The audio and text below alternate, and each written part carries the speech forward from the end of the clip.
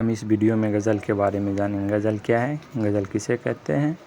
इस वीडियो में हम पूरी बारीकी से गज़ल को समझेंगे, तो वीडियो के अंत तक बने रहें। गज़ल का फ़नवत तारीफ़। गज़ल अरबी ज़बान का लफ्ज़ है जिसके मानी है औरतों से बातें करना, औरतों के हुस्न और जमाल की तारीफ़ करना। गज़ल का लग़वी मानी होता है औरतों से बातें करना, जिसमें आमतौर पर हुस्न और इश्क की बातें की जाती हैं।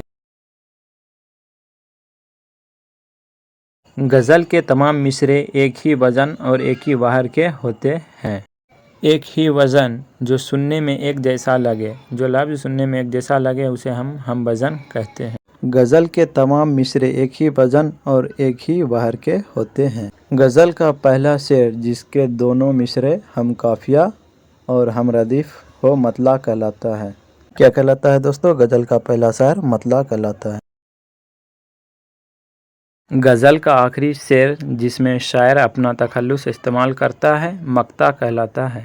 तो स्टूडेंट, हमको याद रखना है मतला किसे कहते हैं और मक्ता किसे कहते हैं। तो गज़ल के पहले शायर को मतला कहते हैं और आखिरी शायर को मक्ता कहते हैं, और ये हर एग्ज़ाम में पूछा जाता है। हमको यकीन है आप यहाँ तक समझ गए हैं। तो आगे बढ़ते हैं। गज़ल में मतला अव्वल के बाद अगर दोबारा कोई शेर मतला की तरह आता है तो उसे हुस्न मतला या मतला सानी कहा जाता है।